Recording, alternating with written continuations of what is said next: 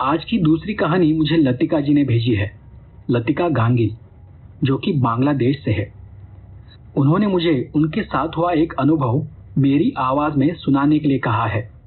लेकिन सच कहो तो उन्होंने खुद उनका अनुभव इतने अच्छे से रिकॉर्ड किया है कि मैं खुद चाहता हूं कि आप उनके साथ घटी घटना को उनकी आवाज में अनुभव करें।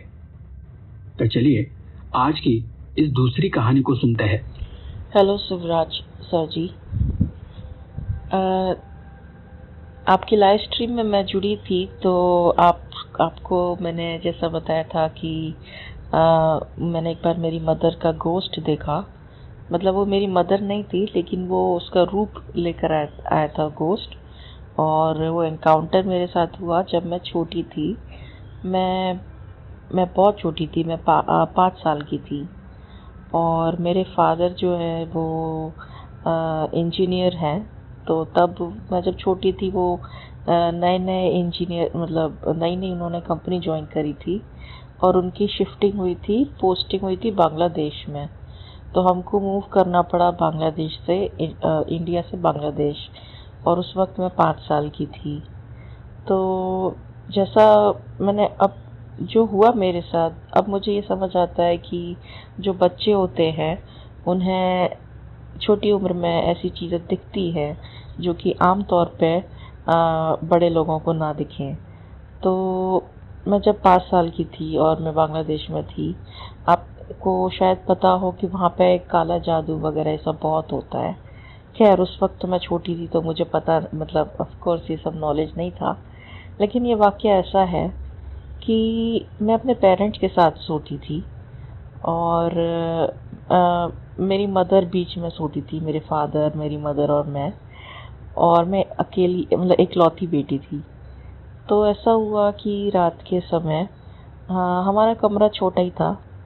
रात के समय पता नहीं, मुझे याद नहीं, मेरी आँख खुली, कैसे खुली पता नहीं, लेकिन जब मेरी आँख खुली तो मैंने देखा कि मेरी जो मदर है वो ज़मीन पे बैठी है, क्रॉस लेग होकर, जैसे आल्टी पाल्टी जैसे होकर, और बाथरूम की साइड में बैठी है दरवाजे से सटक के।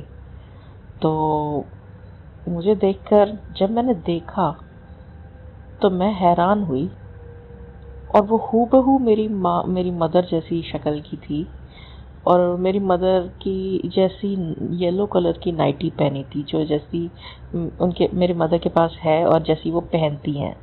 तो हूबहू वैसी नाइटी येलो कलर की, और वो मुस्कुरा रही थी मुझे देखकर, और ज़मीन पे बैठी हुई थी बाथरूम के दरवाजे से सटक के ज़मीन पर। तो उनको जब मैंने देखा, एकदम से मैं कंफ्यूज हो गई कि ये मेरी माँ यहाँ पे क्या कर रही है ज़मीन पे। और मैं बस देखती रही कंफ्यूजन में। और वो जो मखलूक, वो जो थी, वो मुस्कुरा रही थी और फिर उसने अपने दोनों हाथ बढ़ाए और दोनों हाथों से वो इशारा कर रही थी वहीं बैठे हुए कि आजा, जैसे मेरी गोदी में बैठ जा। तो वो इशारा कर रही थी अपने दोनों हाथ बढ़ाकर मुस्कुराते हुए। अब मैं normally, usually as a child, एक बच्चा जैसे शैतान होता है, मैंने भी बहुत मार खाई है। और मेरी माँ, मतलब ऐसा लगता था कि अरे मेरी मदर मुझे इतना कम, मतलब ऐसे इतना प्यार से बुला रही है, वैसे तो मारती रहती है, इतना प्यार से बुला रही है अपने पास, तो चलो मैं जाती हूँ। तो एक इंस्टिंक्ट एक ऐसा आ रहा था कि हाँ मुझे जाना चाहिए, क्योंकि जब आप लाड़ जब आपको मिले तो बच्चे को, तो वो दौड़ के तुरंत जाता है। फिर भी पता नहीं क्या चीज़ थी जिसने मुझे रोक दिया कि नहीं, मैं नहीं आ रही। फिर वो जो चीज़ थी, वो एंटिटी जो घोस्ट था, वो फिर से मुस्कुराई और उसने अपने हाथ फिर से इशारा किया। और इस बार वो थोड़ा तेज़ी से कर रही थी, जैसे कि वो डेस्परेट हो। और वो ज़ोर से इशारा कर रही थी अपने हाथों, अपनी उंगलियों को हिलाकर, जैसे अपने पास किसी को बुलाते ना अपने हाथ को हिलाकर कि आओ इधर, ऐसे। तो वो इशारा करने लगी कि आके मेरी गोदी में बैठ जा। तो मैं चाह रही थी, लेकिन कोई चीज़ मुझे रोके हुए थी, जो मैं बिलीव करती हूँ शायद एंजल होगा, गॉड का। तो वो चीज़ अचानक से मुझे क्लिक हुआ कि पता नहीं कैसे मैंने एक बार एकदम ध्यान आया कि मैं पीछे देखती हूँ। मैंने जैसे ही पीछे मुड़ के देखा, मेरी मदर सो रही थी। और अजीब बात यह है कि जब मैं उस मखलूक को, उस चीज़ को देख रही थी, मुझे कोई आवाज़ सुनाई नहीं दे रही थी। जैसे मेरे कान सुन्न हो गए थे, जैसे कि उसने हिप्नोटाइज कर दिया हो और मुझे और कुछ सुनाई नहीं दे रहा था, बस वही दिखाई दे रही थी। लेकिन जब मैंने पीछे पलट के देखा, मैंने देखा मेरी माँ सो रही है, तो अचानक से उनके खर्राटों की आवाज़ मुझे सुनाई देने लगी। और वो बेसुध होकर सो रही थी, उनको पता ही नहीं था कि क्या हो रहा है मेरे साथ। और जब मैंने ये देखा मेरी मदर को सोते हुए, मेरा एज अ चाइल्ड मुझ में उतना खौफ ज़्यादा हो गई। मैंने वापस पलट के उस मखलूक को नहीं देखा, मैंने तुरंत अपने आप को कंबल से ढक लिया। मेरी मदर को बगल में सोते हुए देखा और उसके बाद मैंने तुरंत अपने आप को कंबल से ढक लिया।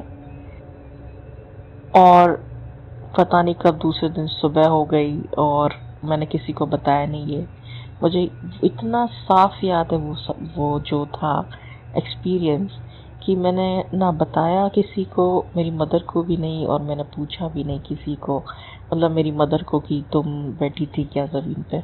एक छोटा सा बच्चा, उसके ध्यान में इतनी चीज़ें नहीं रहती, लेकिन वो खौफ जो था वो मुझे आज भी याद है। वो उस मोमेंट पे एक कंफ्यूजन जो एकदम से हुआ था एक बच्ची के तौर पे मुझे, और बाद में जो डर लगा था जब मैंने अपनी मदर को बिस्तर पे अपने बाजू में सोते हुए अ, देखा और एकदम से उनकी खर्राटों की आवाज़ सुनाई देने लगी, तो मुझे लगा मैं सेफ हूँ ऐसे ही।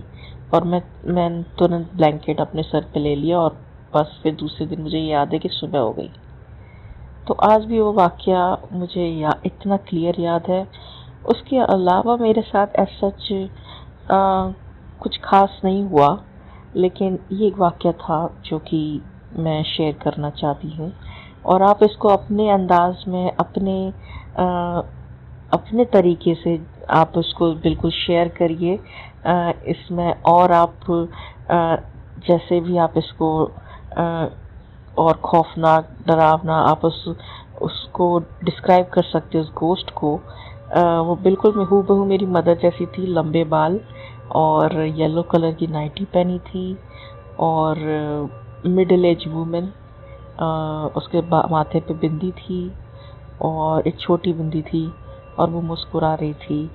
और फिर अचानक से उसके हाथ अचानक से तेज़ तेज़ घूमने लगे, जैसे कि वो मुझे डेस्परेट होकर बुला रही हो कि आ जाओ तुम मेरी गोदी में अभी बैठो करके।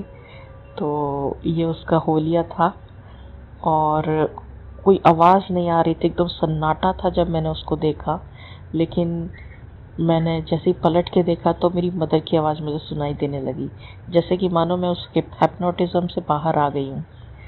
तो ये थी मेरी स्टोरी। और बांग्लादेश से जुड़ी एक और बात है कि वहाँ पे आए दिन रात को हम जब सोते थे तो रात को किचन में बर्तनों के पटकने की आवाज़ आती थी। तो वहाँ पे चोर भी थे, चोरी भी वहाँ पे आए दिन होती रहती थी, और वो लोग ये सब भी करते थे, भूत प्रेतों की बातें करते थे, काला जादू ये सब करते थे। तो जब और आवाज़ें भी सुनाई देती थी, जैसे कोई जानबूझकर भूतों की आवाज़ें निकाल रहा है। अब ये पता नहीं चलता था कि वो जानबूझ के कर रहे हैं कि हकीकत में शायद कोई भूत वूत थे, क्या थे, क्योंकि मैं तो बहुत छोटी थी। लेकिन मुझे याद है बर्तन पटकने की आवाज़ आती थी रात को अचानक।